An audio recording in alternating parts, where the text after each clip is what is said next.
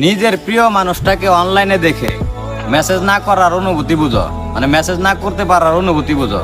আমি বুঝি। আমার কথাগুলা একমাত্র তারাই বুঝবো যারা এই পরিস্থিতির শিকার হয়েছে।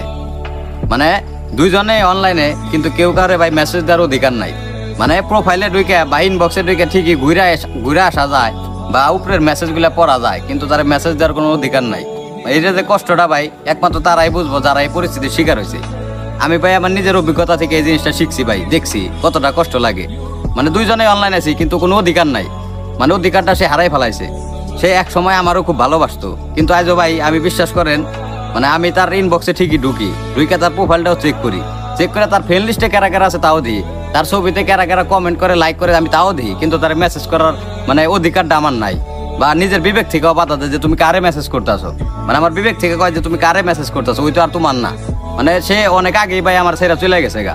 মানে একটা সময় ভাবি ভাই, মানে এতগুলা মেসেজ, এত স্মৃতি, এত মায়া সে কিভাবে ভুলে গেল।